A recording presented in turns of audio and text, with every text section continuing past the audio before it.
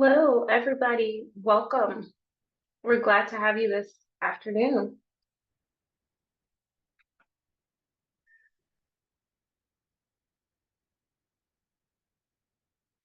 Thank you for joining us. If you want to come off mute and speak, please help yourself to do so. If you don't want to come off mute, it would be awesome if you put it in the chat. If you had a magic wand, what policy would you pass tomorrow? Sure, Day. I have everybody's lines muted since we did have 200 people register for this. But do you want me to allow people to unmute just for this period? Dwayne had mentioned it. Okay, yeah. Give me 1 sec. Okay.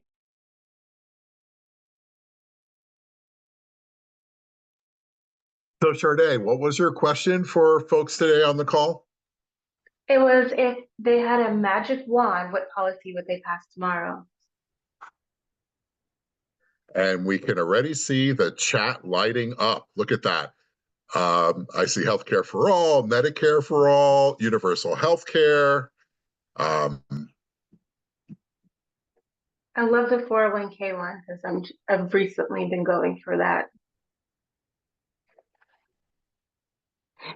A lot of Medicare and healthcare.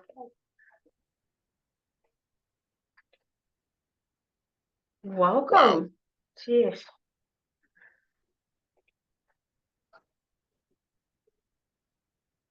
Hey, Paul, did you have something you'd like to say about your magic wand and what you'd like to see? I see your hand is raised.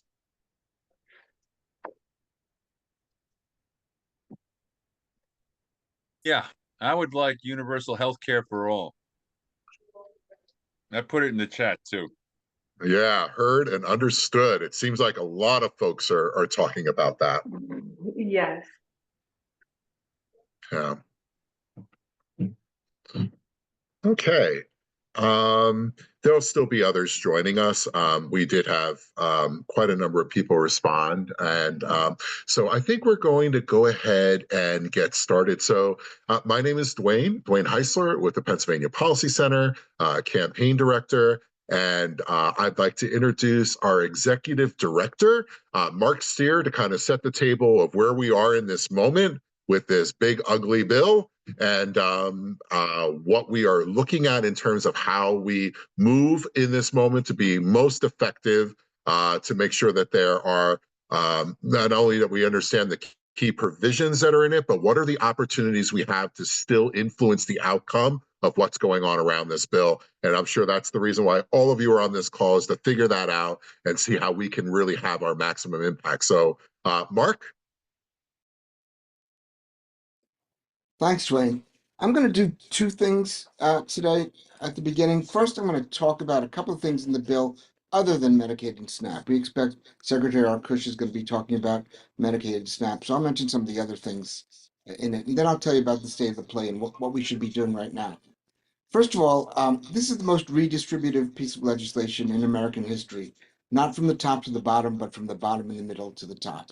It's going to make deep cuts in taxes for the very rich, minor cuts for taxes at the bottom and in the middle, and it's going to take away benefits that working people and the middle class very much rely on.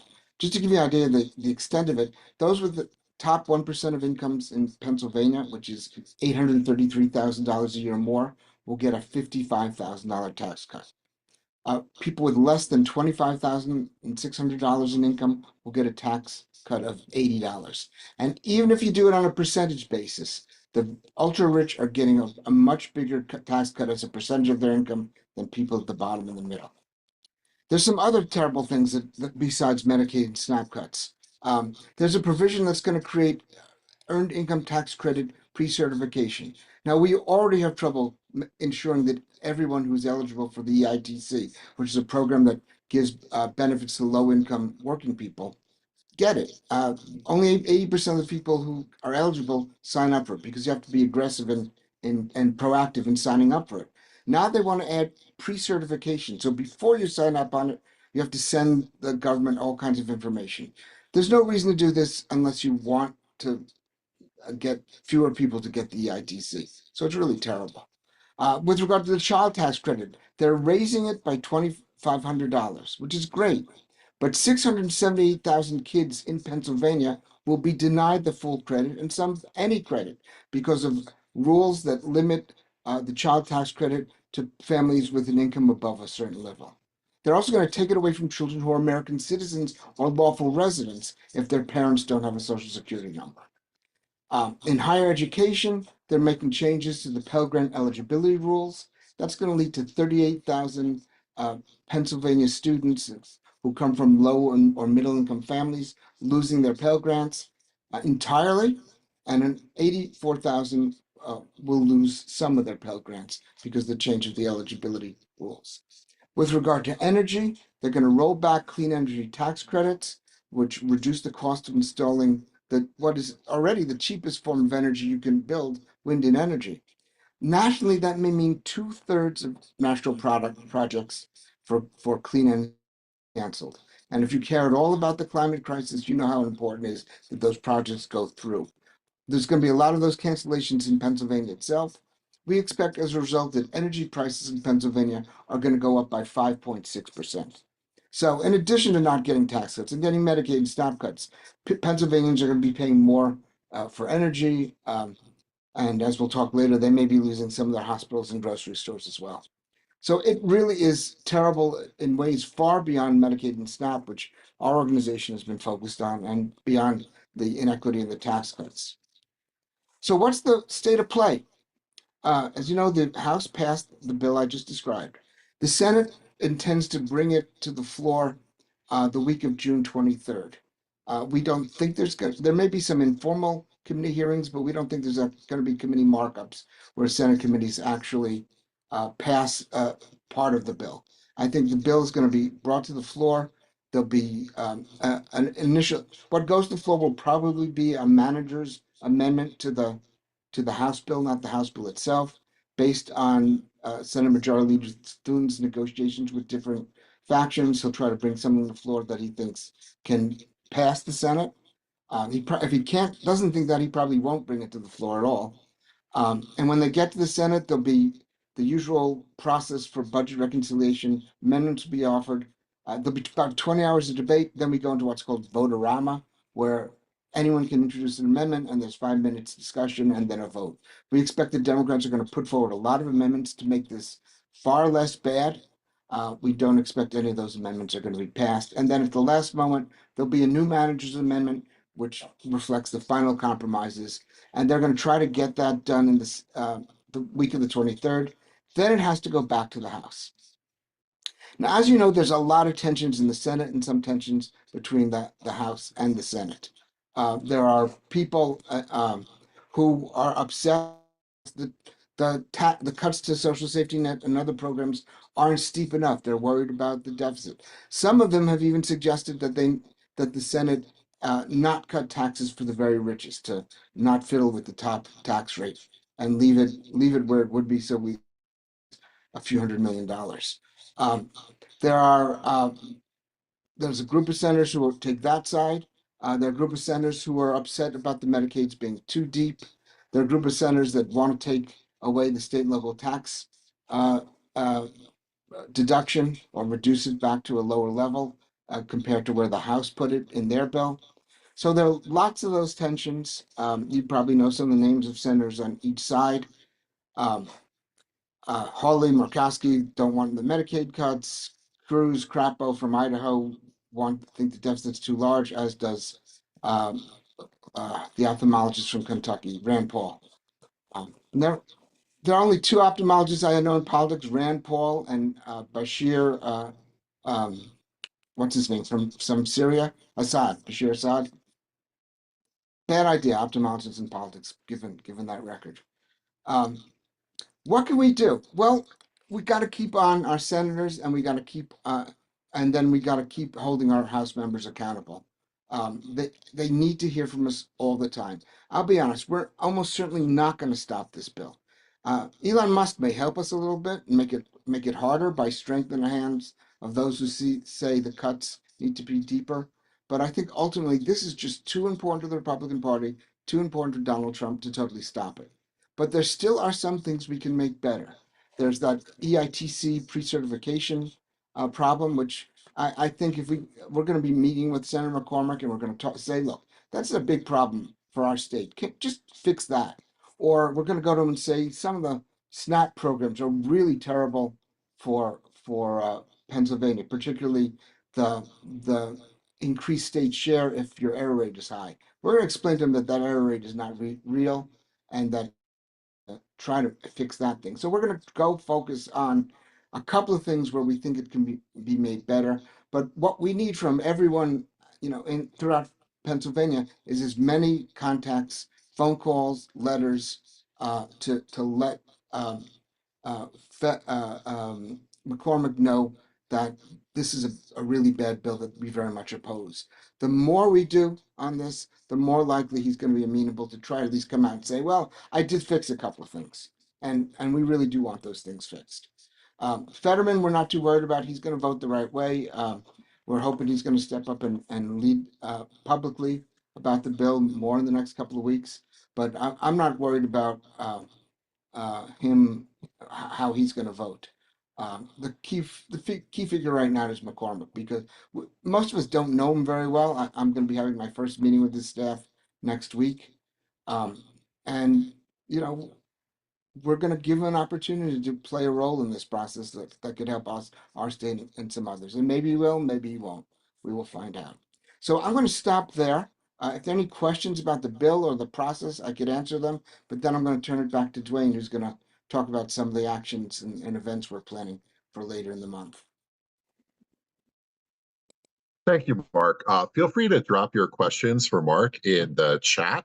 And I'm going to talk about what that looks like on the ground, how we are pivoting towards McCormick and the Senate and what that looks like on the ground. But I want to just take a moment to say the only reason we're in this position right now is because that big, ugly bill, big, beautiful bill, big, ugly bill was supposed to be passed in January, right?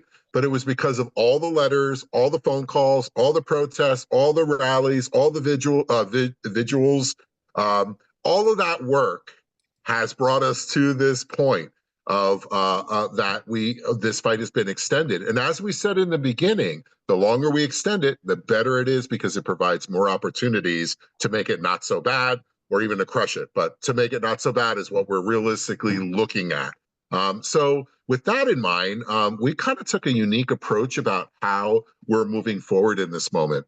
Our plan, and from the beginning, the end of last year, from the very beginning at the end of last year, was to have a federal fight back. And we've been partnering with organizations across the state and with people on the ground, from one end of Pennsylvania to the other, doing over 70 events, or partnering with those and making sure that these voices are lifted up. One thing we consistently hear is that people feel their voices aren't being heard. And so I had that in my mind, right? Voices are not being heard, they're not getting through.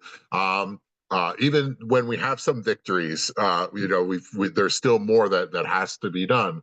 And so thinking about that and thinking about shifting to more statewide, we definitely had targets which are defined, and we know what those targets are. Obviously, there are our targets are on the Republican side, where we feel that they will either change their vote, or somehow we can have an influence on folks in that district and make it very, very hard and very painful for them to proceed with it. And so with that in mind, what we did was we shifted our federal fight back to a new program called the Hometown Fight Back. And many folks on this call probably saw the email that went out just almost immediately after the bill passed the House. And what that looks like is that we want to make sure that we are enabling voices from across the state, people like you and I, people who understand what is happening and what this means, not only on a national level and for the state of Pennsylvania, but what it means in our backyard. And when we're talking about that, I want to be sure that if I'm have a conversation with someone who's really concerned about what it looks like in their own community, like small town Pennsylvania, that they have a voice that says, "Hey, we want to talk about this. This is important to us." So we launched this program called the Hometown Fight Back, which allows plenty of opportunities for anyone on this call, and also anyone that you can network with in order to have an event, some kind of an event. And this event could be very simple. It could be maybe having a house party, inviting over some friends and neighbors to that house party to have a discussion about what it looks like in that small town, in your own community. And what we can do for that is we can provide you with the latest talking points. We can maybe provide you with some support to help with turnout for your event. And it could be a house party, or it could be a rally, or it could be a vigil, or it could be, anything that we will work with you and kind of tease out what it might look like. And maybe that event can lead to a letter to the editor. Maybe that can lead to some memes that can be shared on social media. But to provide the support that you would need to feel confident in speaking out and engaging with your own network and in your own community. So that's called the Hometown Fight Back. And Mark, I'm wondering if you could put the link in the chat for how folks can sign up in case you didn't get to do it on the email we sent out. Our first email that we sent out, we already had 12 people that said, yes, Dwayne, we want to do this. We want to do the Hometown Fight Back. And right now our team, led by Sharday and Sharday Jones and Mark Schaefer, are in contact with these folks setting up these events. Most of them are actually house parties, which is kind of exciting. Some of this happened, if you might remember, when we were working on the Affordable Care Act. There were these things that were happening there. And this is kind of following that same model of distributed organizing, where we are reaching out to people and planting these seeds and getting these voices raised. So I'm really excited about that program called the Hometown Fight Back. Mark just dropped the link in the chat. Go and explore it. We have some ideas of what events might look like. And also we spell out what the support might look like to help to have that happen. Please feel free, and if you have any questions about it, drop it in the chat. The other thing that I want to kind of lean into as well is Pennsylvania, once again, is the center of the world, right? It just is that way. Doesn't it seem that way? Like everything political goes through Pennsylvania. It just has to. So one of our partners, and we work with a lot of partners like Fair Share America and Americans for Tax Fairness and the Center on Budget and Policy Priorities and State Revenue Alliance, all these different groups. Fair Share America is going on the road, and this is really exciting. They are doing a bus tour, the Stop the Billionaire giveaway bus tour of Fair Share America and Pennsylvanians together. So they are doing this tour that starts in New York, goes all the way across the country and lands in California. And of course, Pennsylvania is on that mark. And in fact, Pennsylvania has more stops than anywhere else in the country. We have 6 of them that are scheduled. And so I wanted to let the group know about this in advance because we want to partner with you in each of these locations and your organizations to help make the most out of these events for when this bus tour is going through. And this bus tour could be a press conference, or it could be a rally, or it could be whatever. It could look like any of those things. But we want to hear what you think about it. So where is the bus stopping? Well, some of these locations are not going to be surprising because they're actually in our target districts too. But it starts off on June 22nd in Philadelphia. We are securing City Hall to have an event there. And on the 22nd, it starts there, I think at 11 o'clock. You'll get all the details. We'll be creating mobilized links, and we'll share it with everyone on this call about what each of these stops look like and how you might be able to join this Fair Share America Stop Sending Billions of Dollars to Billionaires tour. So it starts in Philadelphia on the 22nd at 11 o'clock, and then it moves up into Bucks County.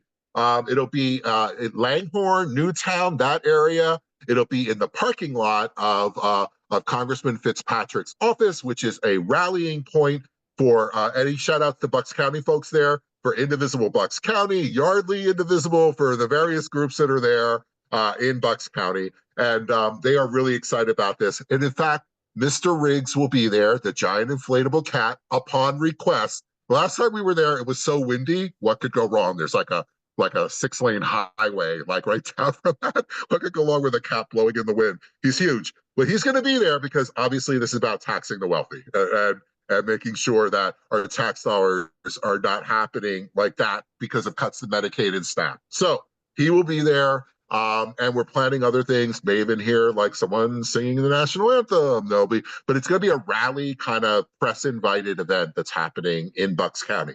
And then from there, the next day it moves to Bethlehem.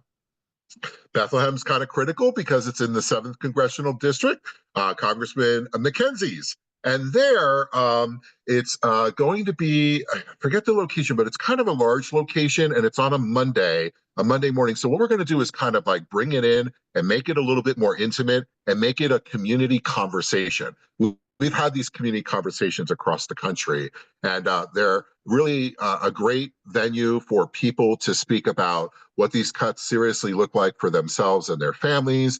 We've had folks that have worked at food cupboards because of the threats to SNAP. We've had medical professionals speak to this, other advocates speak to this. So if you or your organization is interested in speaking at a community conversation, kind of like a town hallish in front of the bus in Bethlehem on the 23rd, let us know. Put your information in the chat. We'll grab that.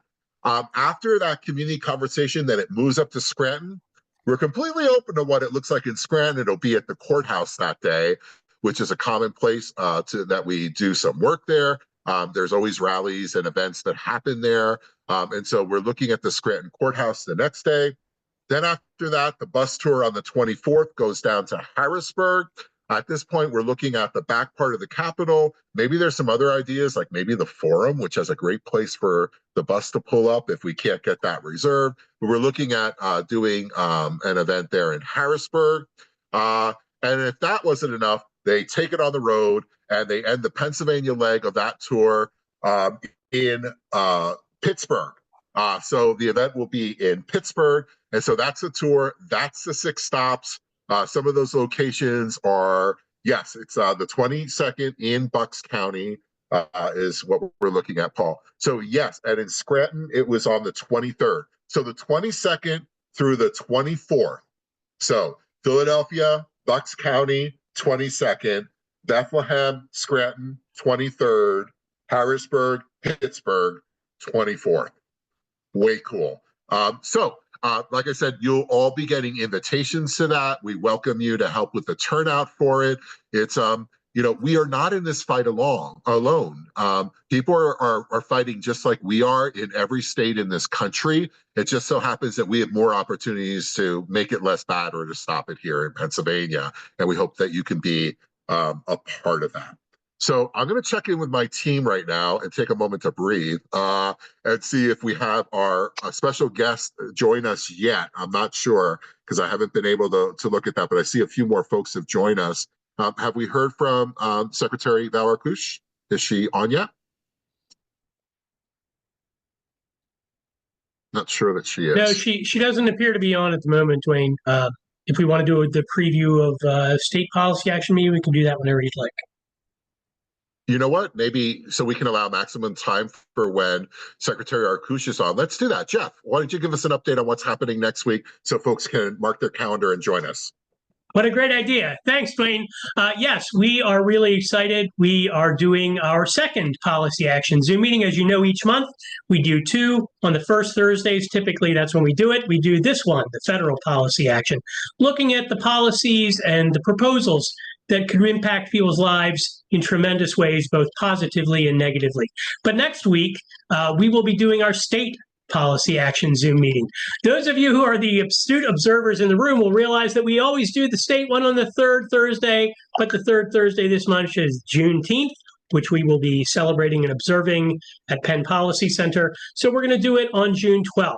Another important reason for doing it on June 12th is that the state budget is going to be the focus of our policy action Zoom meeting. I just dropped some information in the chat there about it. The state budget is due at the end of this month, according to the state constitution. Our General Assembly and the governor are supposed to put together a balanced budget by the start of the fiscal year on July 1st. Will they make it on time?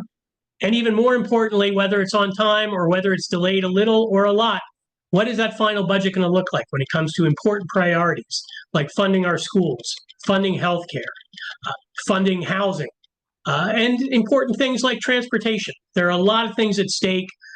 We would like to present sort of an overview of what's being discussed in 2025-26 state budget negotiations? What do we really need to fight for? And what are some ways that folks can take action? Because as you know, our purpose in these policy action calls is to look at the policies and then also to point in the direction of action that people can take to help either implement good policies or fight back against bad ones. So again, the information is there in the chat. We will be doing this next Thursday at 1 p.m. That's Thursday, June 12th, our state policy action Zoom meeting, taking a look at the Pennsylvania budget. Look forward to having you all here with us. Please register now. The link is right there in the chat. You can click on it and save your seat for next Thursday. Back to you, Dwayne. Thank you, Jeff. So I did drop in a pretty rough look at the schedule because there were a lot of questions about dates and times. So the 22nd, 11 o'clock, that 11 o'clock belongs with Philadelphia City Hall, and then Summit Square is at 2 o'clock. Payroll Plaza is the location in Bethlehem. That might be familiar to some folks. That'll be on the 23rd at 11 o'clock, and then up at the Lackawanna County Courthouse by 2:30. And then the final day will be at the state capitol on the 24th at 11 o'clock, and then out in Pittsburgh by 3:30 that day. So mark up your calendars, and Jeff also dropped in the link in the chat for next week. So feel free to click on that and sign up there. So I'd like to open it up for some questions right now until we're ready to move forward for anything to do with both the hometown fight back, and Mark provided the link. Maybe you can drop it in there again, Mark, about if anyone on this call would like to do a house party or help us to lead an event with you in wherever you are in Pennsylvania. And that could be, maybe you could partner to help us with turnout, or maybe you would like to, whatever that might look like. And then also any questions at this point on the bus tour. Feel free to raise your hand or put your question in the chat. Freda, yes, welcome. Oh, you're on mute, Freda. Let's see if we can unmute you. I can unmute people. I just need Just need 1 second to unmute people. And the only reason that there we go. And say the only reason that we don't is that inevitably someone joins the meeting halfway through and their dog is barking when they join. So we just keep them muted to avoid that. But Freda, go right ahead. Okay, so those of us who have been involved with organizing rallies, and I'm glad to see Shardae's on this call, we would like to have a town hall, an empty seat, no Mike Kelly, and we would like to have, maybe if we can get her Summer Lee up here, and we wondered if you guys could help us get that, make the connections to do that. So the answer to that is absolutely yes. We'll be happy to work with you, Freda. And the way that you do that is just filling out the form with all the information as point person for that event. And then our team will reach out to you. We can have Shardae reach out to you directly and work with you. Good news is she does or can have conversations with Summer Lee. She just spoke with her this past week. And so that's a good ask. And so let's see what together and what that might look like. So just fill out that and we will be in touch with you. Anyone else? Great. Thanks, Freda.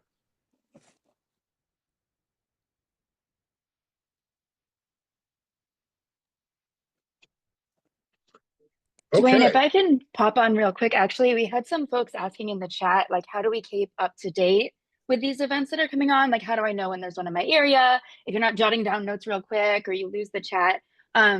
A lot of the folks on these calls are already on our email list. So keep an eye out on your email. And if you aren't, we will add you to that. We don't email too often. And we also, when we're doing events in specific areas, we only email people in that area.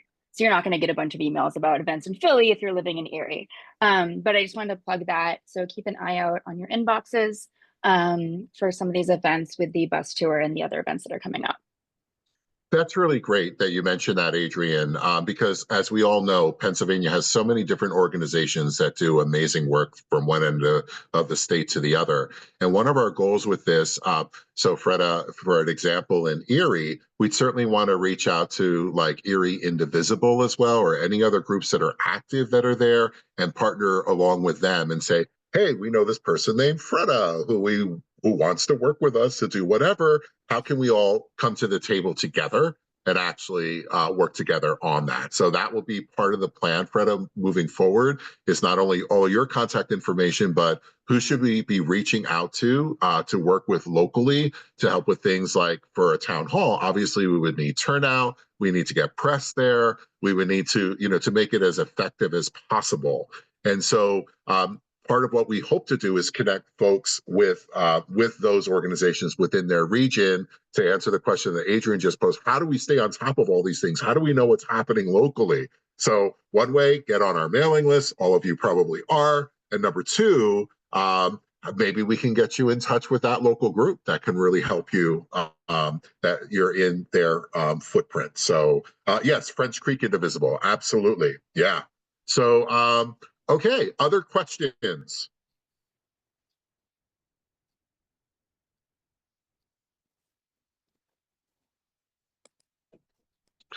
Mark, one of the questions that we heard, I was just on an ACLU speaking about other partners. I was on an ACLU call where we were talking about if these cuts happen, what does it really look like? Do we have any examples of what those cuts might look like? And I know we've been on calls before where they've talked about other states that, we're going to maybe zoom out a little bit, like other states that have done things with their budget where either because they were having some kind of budget crunch or whatever, but for whatever, Medicaid was cut and what that actually looked like in their state. And I know I'm throwing this to you at the last minute here while I look up my examples because I took some notes on those. But in fact, I do have it here. I wonder if you had any examples of what this actually does to say, and maybe there's some lessons for Pennsylvania to learn from how we might deal with like these incredible cuts that are on the table right now. Sure. I mean, we've been talking a lot about Georgia, Arkansas, Vermont, states that instituted work requirements like of the kind that the federal government now wants to institute in this reconciliation bill. Our of how many people will lose Medicaid is based on the experience of those states. They're not as big as us, so they didn't throw 538,000 people off Medicaid, but they threw tens of thousands of them off by creating onerous work requirements and lots of paperwork that made it harder for people to apply for and connect with the Medicaid program. The Republicans are telling a very, very big lie.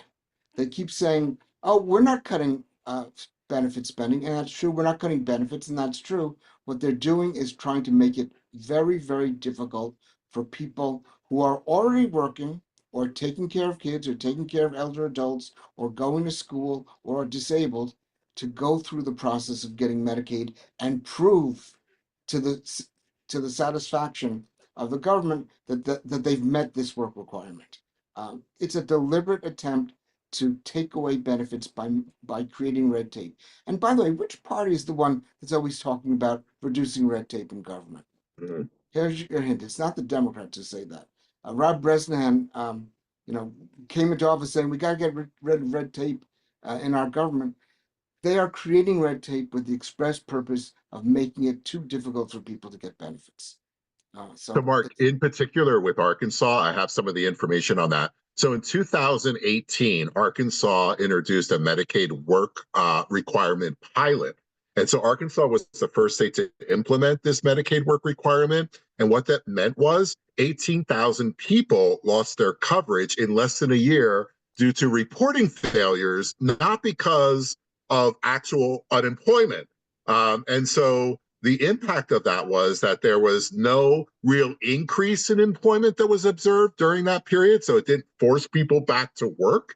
There was widespread confusion because the red tape caused this coverage loss everywhere in their state. And then the federal courts ultimately struck the policy down. I think this was the state, there was a story done in the New York Times about this, where it really talked about how even like the state website where you would do it, there were times where it was down and people weren't able to report, or they thought they had reported and they didn't, and they got kicked off the program. So, I mean, I think the lesson for Pennsylvania is these kind of administrative barriers are harmful because they cut benefits. The work requirements don't really increase the employment, but they do increase the number of uninsured within that state. So I think that's a really good example of that. In Tennessee, there were massive cutbacks. Their program is called 10 Care, which they, in 2005, this goes back to a little bit, but kind of sounds familiar. They were faced with budget pressures. And so Tennessee cut 170,000 adults from their 10 Care, which is their Medicaid program, and reduced the benefits. And then a direct impact was mortality rates increased among those affected populations. And this one's really important, and we feel this all over Pennsylvania, is that hospitals reported spikes in unpaid ER visits. So, and there were other outcomes too regarding, what happened there in Tennessee. There were lots of lawsuits and public condemnation of what they had done. And there was certainly a political price that they paid for that. So, I think we might have someone from the secretary's staff on board right now. I'm not sure. Adrian?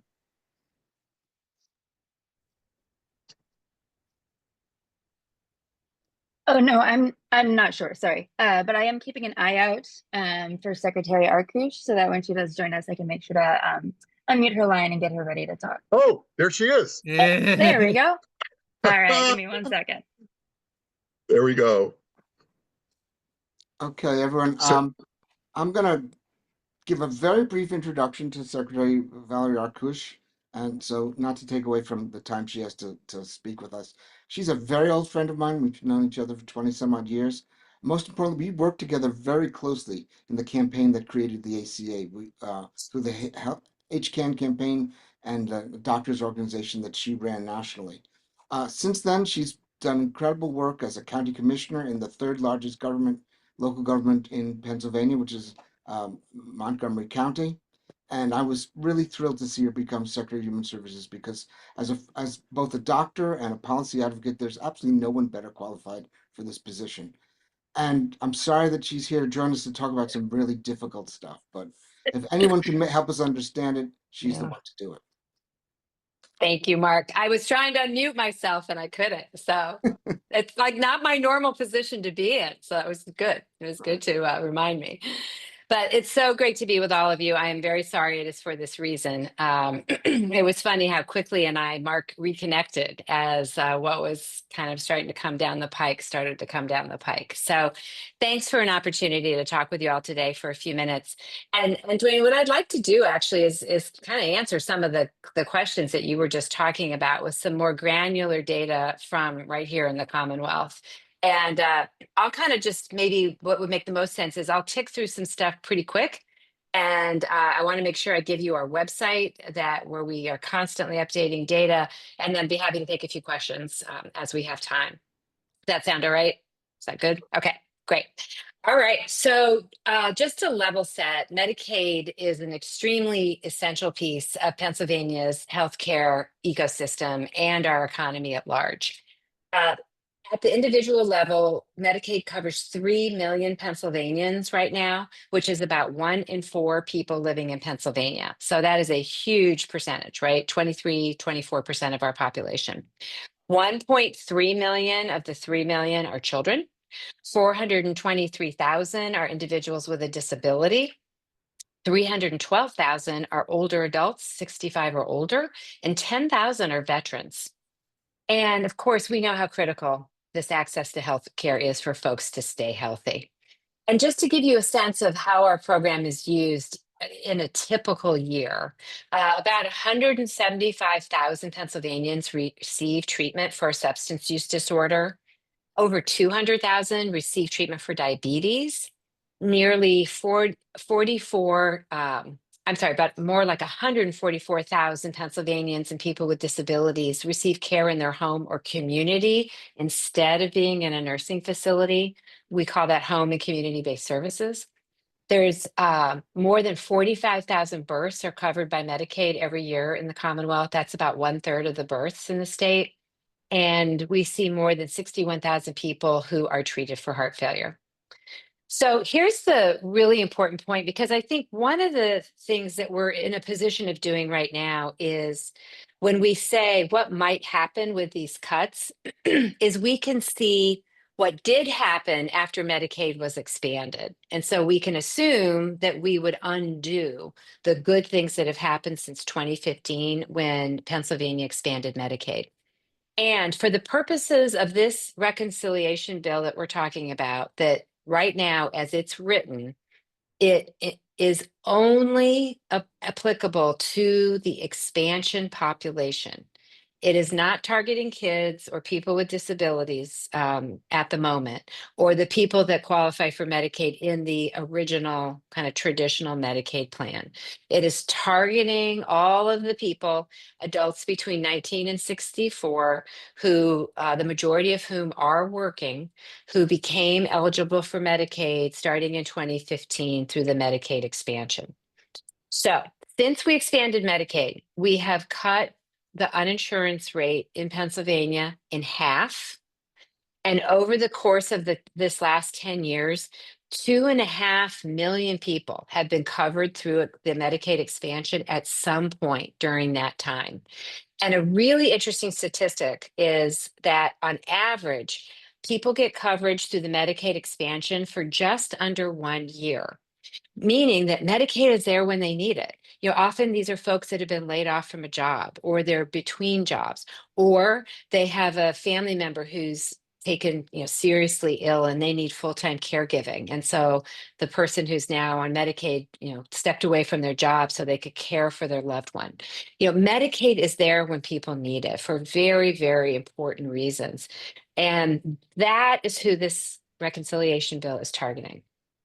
So another very important thing that we have seen with the Medicaid expansion is how impactful it has been for our hospitals. Since Pennsylvania expanded Medicaid, we have reduced the amount of uncompensated care to our hospitals by 27.7%. 27.7%.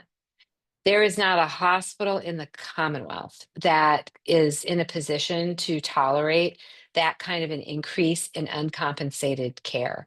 And it will land particularly hard in our rural hospitals. Of our 60-ish rural acute care hospitals, almost half are running in the red, running deficits. And so their ability to pick up or absorb any more uncompensated care is extremely limited. We are estimating that as many as 25 hospitals could really be in very serious financial difficulties if these cuts come through.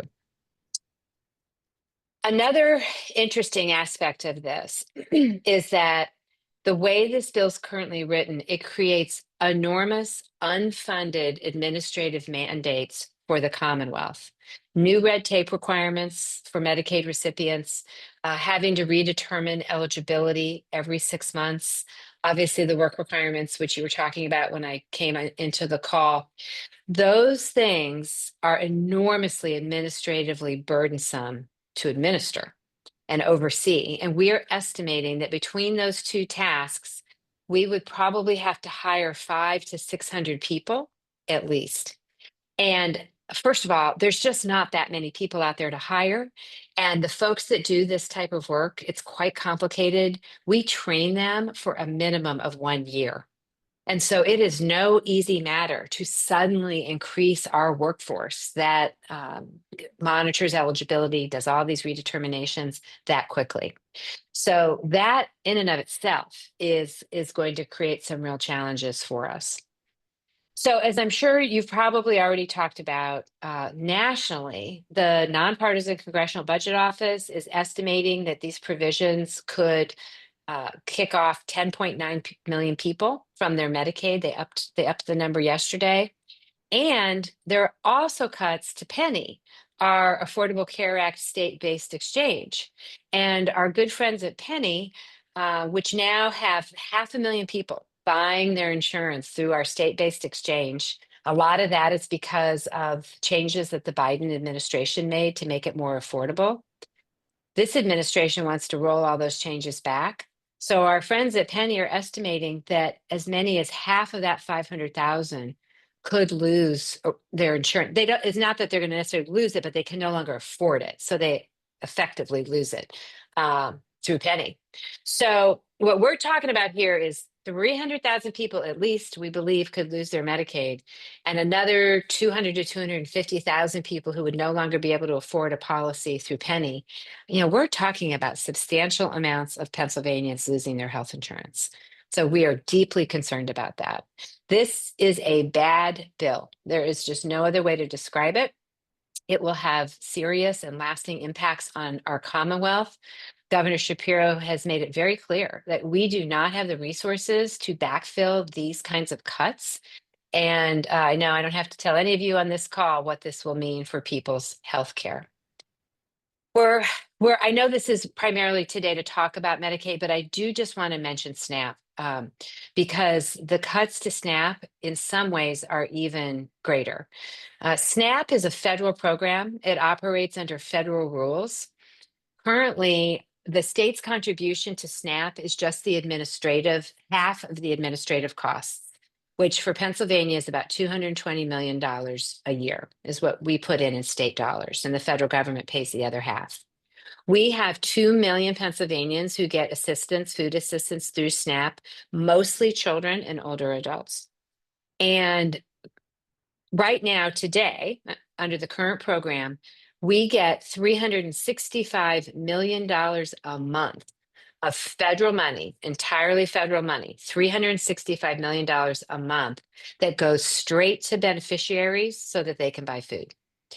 Under this bill, we would be required to pick up a share of that $365 million a month. For us in this state, it would be 15 to 20%. So we're going kind of worst case scenario and saying 20%. Additionally, we have to pay more of those administrative costs. So our administrative cost bill would go from 220 to about $330 million a year. And then we'd have to pick up about 20% of that $365 million a month. So that in total is about $1 billion with a B dollars per year that is going to get cost shifted onto this state. We, again, do not have $1 billion sitting around. So this kind of a cost shift onto the Commonwealth really threatens the entire program. So to Mark's earlier point, they're being very insidious, these congressional Republicans, the way they're talking about this. They're saying, oh, we're not cutting benefits. Well, as a technical matter, they're not.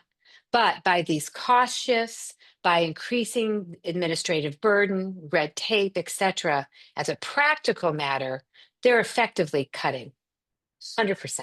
And we're going to lose people in SNAP. We're going to lose people in Medicaid. So I'll stop there. If anyone has a question, if you could put it in the chat, and I'll be happy to read it. There's one question right now. You said it's only the Medicaid expansion population that would be impacted. We've been saying this would impact seniors and who need home care and nursing home. Is that still in the bill?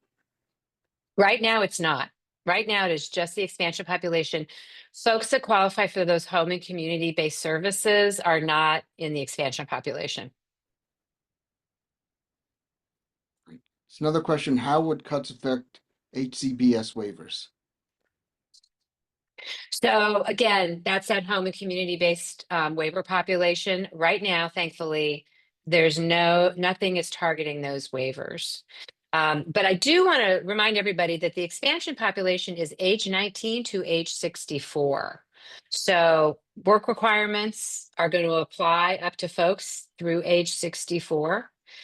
In SNAP, where there's already work requirements, they're tightening the work requirements. And it's very interesting what they're doing in SNAP.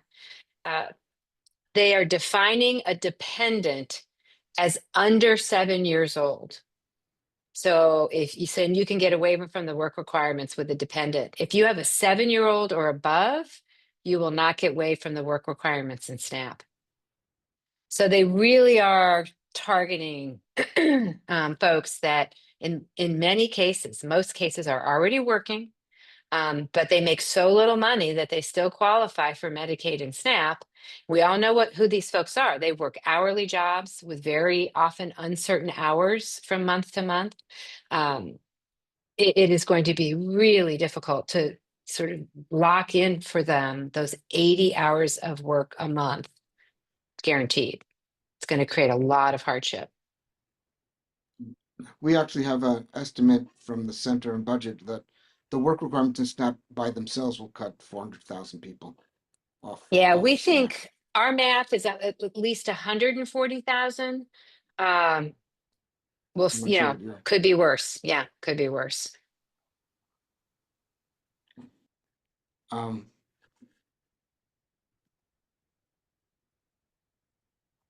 So someone's asking, wouldn't the red tape and work requirements prevent the waiver eligibility for people who get home and community-based services eligibility, therefore decreasing the amount of people eligible and limiting the amount of people who can get home and community-based service waivers? No, because the folks that are covered by those waivers, they're not considered part of the expansion population. They're enrolled into Medicaid largely because of the disability or the fact that they're nursing facility clinically eligible. So those folks are not part of that expansion population.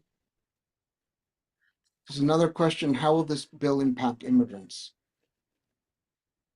So it's a very interesting question right now. So we know that legal immigrants who come here through normal processes have to wait 5 years to be eligible to enroll in Medicaid. If they're here with legal status, they are allowed to go onto Penny and buy a plan, but they don't typically get any sort of subsidy or tax credits to help them buy that plan. We have many people, not like huge numbers, but we have people here in the Commonwealth that are here on a variety of other statuses. Refugees, if you come here with refugee status and asylum status, you were legally able to get Medicaid. There's something called humanitarian parole, which President Trump revoked humanitarian parole this week for a whole bunch of folks from Haiti, Cuba, Honduras, and Venezuela. Those folks have previously been eligible to enroll in Medicaid. So those folks would no longer be eligible to enroll in Medicaid. And then if an individual is here without any type of legal status, but they have a medical emergency, we are required by the federal government to cover them under emergency Medicaid. So that is a path for someone who is without status to get care paid for if, for instance, they're having a heart attack or they're giving birth or they're in a severe car accident, something like that. What is not clear about how this bill is written is that there are penalties for using state money to pay for anyone who is here without legal status. And of course, emergency Medicaid does that because it's paid for the normal way, part state, part federal. The way the bill's written now, there's no carve out for emergency Medicaid. And so we are watching very closely what happens with that because we're federally required to offer emergency Medicaid. But in the bill, it says, if you use any state dollars to pay for care for someone here who is here without any kind of legal status, we could reduce your federal match. That could put us in a very difficult position. We're hoping that was a drafting error and not intended, but we'll find out. But I suspect it was perhaps intended. There's a more general question. I think you covered this, but maybe it'd be good to remind everyone. Can you specify who qualifies under the expansion as opposed to traditional Medicaid recipients? Yeah, sure. So the expansion population is adults 19 to 64 who make up to 135% of the federal poverty level. We do have a 5% income disregard. So as a practical matter, you can make up to 138% of the federal poverty level. I can tell you off the top of my head, for a single adult, you can make up to 21,000 and change. And for a parent with 2 children, I think you can make up to about 33,000, 35,000, somewhere in that range to qualify. So that's what we're talking about here. we're running out of time here. I'm going to ask one question. If you a suggestion to the folks, what should they be doing now to Yeah. help Thank you, Mark. less bad? So right now, as of today, Senator Fetterman said he is voting. So right now, today, this bill's in the United States Senate. So Senator Fetterman has said publicly that he is going to vote no. Senator McCormick has indicated that he is going to vote yes. I think one of the most important things you could do right now is to make sure that Senator McCormick in particular understands what this program means to you, your family member, your friend, your relative, and really share in very like individual human terms how this matters to you. Very important. Now, the Senate is going to pass a bill that is going to have to go back to the House of Representatives. And so, because it's going to be different than what the House sent over. And so we can't let up on our US House members either. And the more that you can get in-person meetings in their district offices, bring, if you're an agency that has clients, bring clients so the clients can talk about how important these programs are to the services that they receive. Op-eds, extremely important. We need op-eds in every big and small paper in the state. So just telling and sharing stories about how these programs matter to you. And then I think the other thing that folks do need to understand is that just because you get your health insurance, maybe through your employer, this is still going to impact you. When hospitals see an increase in uncompensated care, they have no choice but shift the cost of that uncompensated care onto the people who can pay. That's the people who have health insurance. And what that means is the price of those health insurance policies go up, and the premiums and the deductibles go up. And so what we're going to see is more crowded emergency departments, more crowded urgent care centers, and the cost of health insurance for everybody else is also going to go up. And it's very likely, particularly in our rural communities, that we're going to see additional hospitals close. So this matters to everybody, not simply individuals who get their care through Medicaid. It's very important that we make sure people understand that we are all in this together. Thank you. That's a great closing message, and thanks for living up to my billing as most articulate spokesperson on these issues in the state. Thanks, Mark. I really appreciate it, and happy to come back as this thing continues to move along. So, and thank you all for your work. You are wonderful advocates out there. I know that about all of you. So thank you. Secretary, thank you so much for joining us. Folks, if you look in the chat, there's an easy way to send a letter to both your senators.